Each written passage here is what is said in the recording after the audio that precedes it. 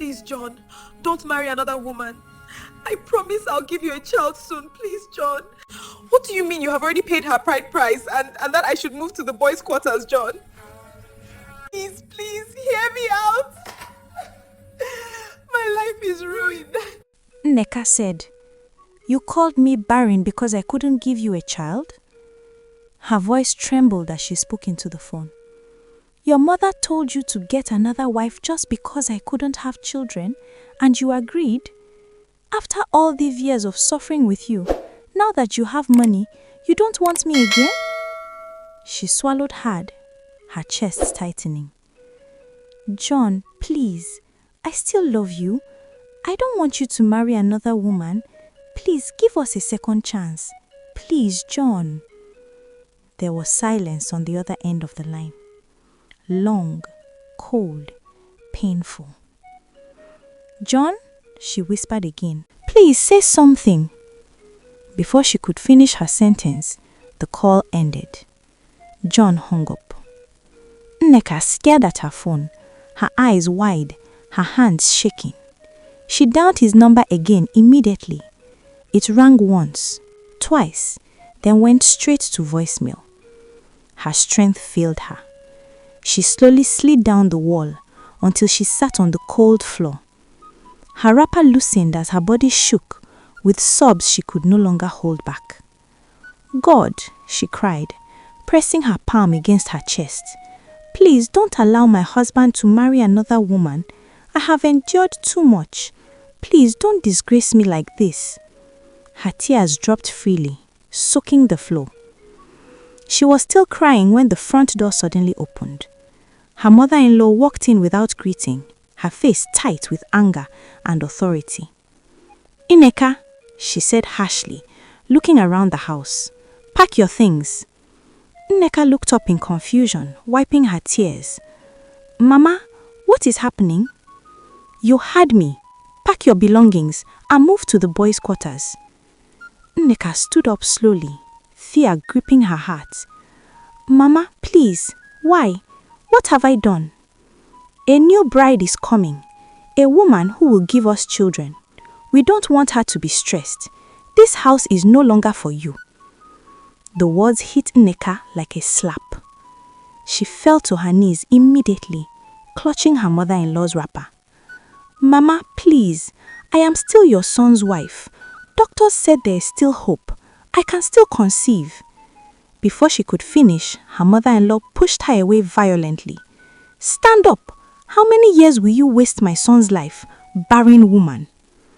That word pierced Nneka's soul. Without mercy, the woman dragged out Nneka's bags, throwing them outside one after the other. Clothes scattered on the ground, shoes rolled into the dust. Neighbors peeped from behind curtains and windows, whispering among themselves. Nneka stood frozen, unable to move, unable to speak. "This house rejected you the day you failed to give us a child," her mother-in-law said coldly before walking away. With trembling hands, Nneka gathered her scattered belongings and carried them slowly to the boys' quarters behind the house. The room was small, cold, and silent. She dropped her bags and collapsed on the bed. Memories flooded her mind. She remembered how people mocked her before she married John. "Why marry a poor man? You will suffer. Love doesn't feed anyone." She remembered selling her jewelry to support him, cooking meals without salt, standing by him when nobody believed in him. Now, the poor man was rich, and he was throwing her away. "What will people say about me now? They mocked me before. Now they will laugh at me even more." Her stomach twisted painfully. She realized she had not eaten for days. Hunger and heartbreak mixed together, making her dizzy, but she had no strength to eat. She imagined John laughing, planning a wedding, holding another woman's hands, doing everything they used to do together. Her tears soaked the pillow. She reached for her phone to call her parents, then stopped. Her father was hypertensive, her mother too. If they hear this, it might kill them. She dropped the phone and covered her mouth as she cried silently. Alone, rejected, ashamed, broken. That afternoon, the entire house felt different. Neka noticed it first from the silence, an unusual silence that carried tension instead of peace. When she peeped through the small window of the boys' quarters, her heart tightened painfully. The main house was being thoroughly cleaned. Floors were scrubbed until they shone. Curtains were changed. The compound was swept again and again. Fresh flowers were arranged carefully at the entrance. The smell of newly cooked food drifted through the air, rich, inviting, painful. Pots bubbled in the kitchen. Rice, meat, soup, foods Neka had not tasted in days. Decorations were placed neatly around the sitting room.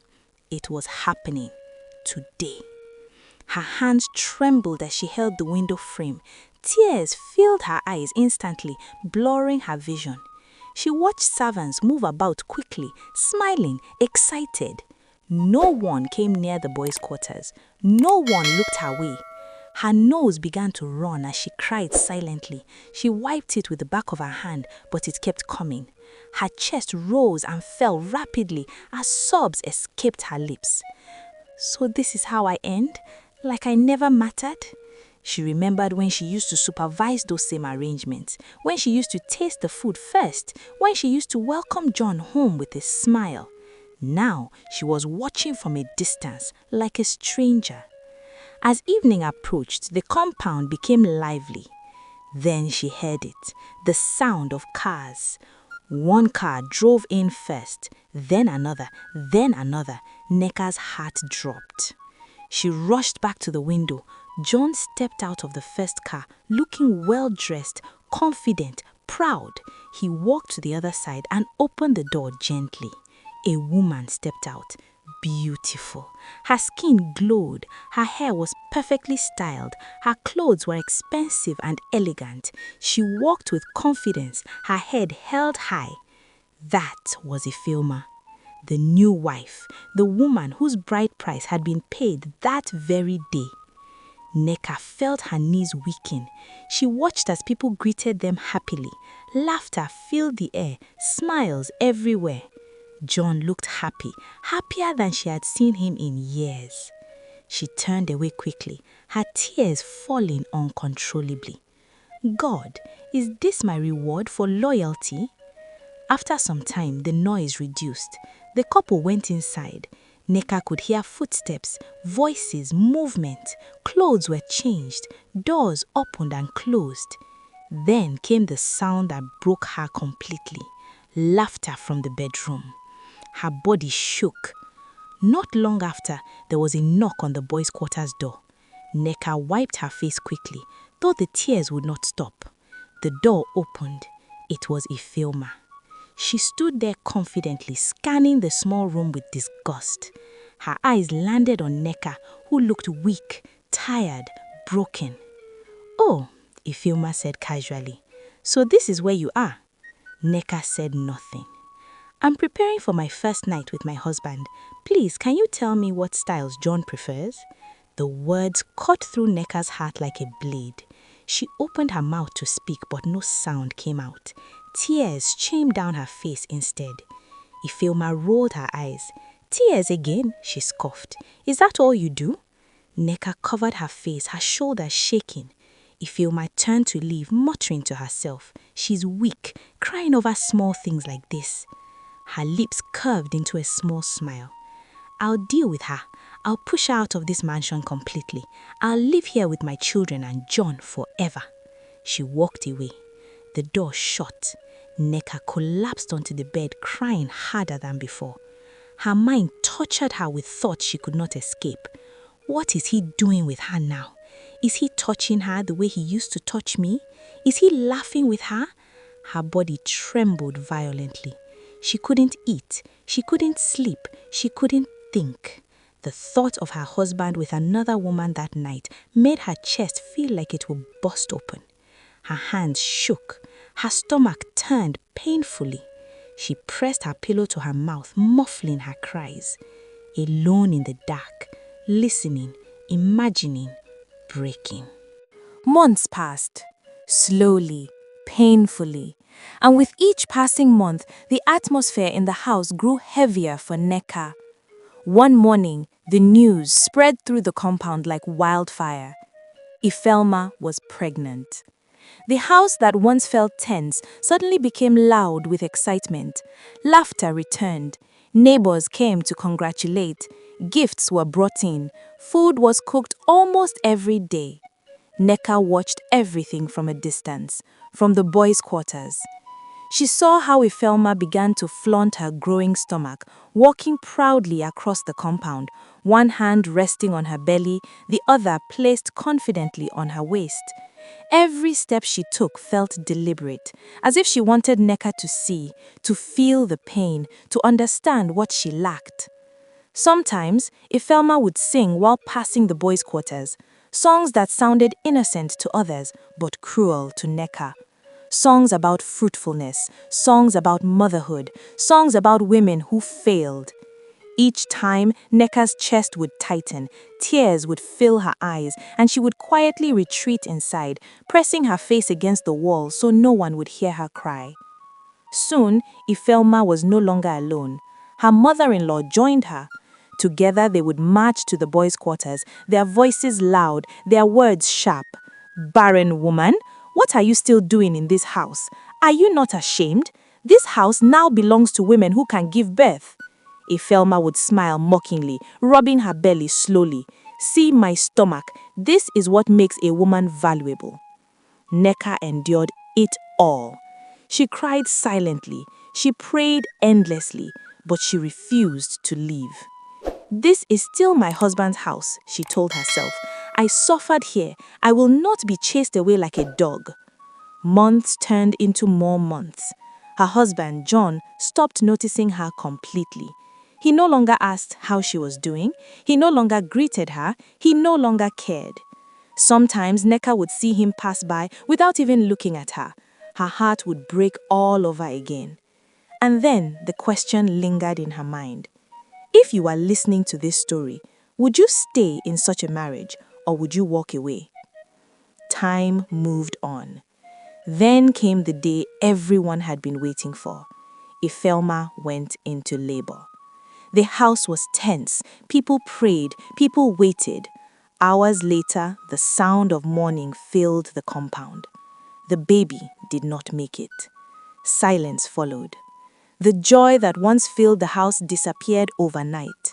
The decorations were removed. The laughter stopped. Even the songs stopped. Everyone was broken. Ifelma cried endlessly. The mother-in-law wailed loudly.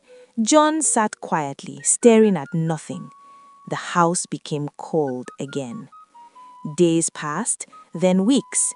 Something strange happened. Ifelma did not conceive again. Months went by. Still nothing. Doctors were consulted. Prayers were said. Nothing changed. No one understood why. The woman who once walked proudly with her stomach now sat quietly, avoiding people's eyes. The mother-in-law grew restless, angry, bitter. One evening, she confronted her son. "This house cannot remain without children," she said angrily. "If this one cannot give birth again, marry another woman." John did not hesitate. He didn't argue. He didn't think twice. He agreed. And within short time, he married a third wife. That was when the real problem began. The arrival of the third wife did not bring peace. Instead, it brought war. Barely 2 days after she moved into the house, trouble exploded. It started as a small argument between her and Ifelma, but within minutes, voices rose, insults flew, and anger boiled over. Plates crashed to the floor. Chairs were overturned. Curtains were torn down. Hair extensions and cooking pots littered the living room. Then the unthinkable happened. The mother-in-law joined the fight. 3 women screaming, 3 women pushing, 3 women fighting for space, pride, and survival. The house turned into a battleground. Neighbors gathered outside. People whispered. Some laughed, some shook their heads. From that day, John stopped enjoying home. Every time he returned from work, another fight waited for him. One wife complained about the other, another insulted his mother. The noise never ended.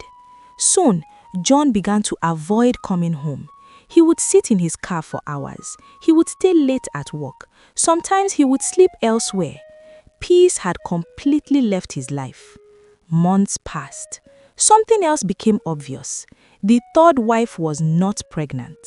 John waited patiently at first. He said nothing, but as time passed, worry crept into his heart. One night, he finally asked her gently, "Why is there no pregnancy yet?" She laughed, a sharp, bitter laugh. "Are you joking?" She snapped. "If you had given me pregnancy, I would have given birth for you already." Then she looked straight into his eyes and said the words that pierced his soul. "Nonsense, man. Impotent." John froze. His heart began to race violently. His chest tightened. His head spun. No woman had ever spoken to him like that before. Not even Neka, the wife he insulted, ignored, and humiliated, had ever disrespected him this way. That night, John could not sleep. Fear gripped him. Quietly, without telling anyone, he went to the hospital alone. Tests were done. Examinations followed. When the doctor finally spoke, the words shattered him completely. John was impotent. He sat in the hospital room, staring at the wall, his world collapsing. Tears rolled down his cheeks as realization hit him. So it was never Neka's fault. Broken and ashamed, he returned home. The first person he confronted was Ifeoma. "Tell me the truth," he said, his voice trembling. "How did you get pregnant?" Ifeoma did not even pretend. She laughed bitterly. "I knew you couldn't give me a child," she said coldly. "I slept with different men just to get pregnant for you." Then she picked up her bag. "Now that the truth is out, I'm done. I can't stay married to an impotent man." And just like that, she left. The mother-in-law could not bear the shame. The neighbors were talking. The truth had spread. Without saying much, she packed her belongings and returned to her husband's house, her head bowed in disgrace. The third wife did not hesitate either. "God forbid," she said loudly. "I can't waste my life with a man like this." She packed her things and walked away. In a single moment, John lost everything: his wives, his pride, his reputation. Left alone, broken and empty, John finally did what he should have done long ago. He walked slowly to the boys' quarters, to Nneka. He fell on his knees. Tears flowed freely. "Please forgive me," he begged. "I destroyed you when you were innocent. If this hadn't happened, I would never have known the truth." Nneka broke down. She cried deeply. "If this didn't happen," she said softly through tears, "you wouldn't be here begging me." They held each other tightly. Two broken souls, two wounded hearts. They cried together for the lost years, the pain, the injustice. In time, they chose healing. They chose forgiveness. They chose love. Unable to have children of their own, they adopted 4 children, raising them with kindness, patience, and gratitude. And at last, peace returned. Moral lesson. Number 1. Never judge or humiliate someone for what you do not understand. 2. Pride and ignorance can destroy innocent lives. 3. Some truths come late, but they still demand accountability. 4. Forgiveness is powerful, but it should never be taken for granted. 5. Family is built on love, not biology alone. Please subscribe for more stories. Where are you watching from? Folk Tales by Favor Hillary wishes you a happy new year. The end.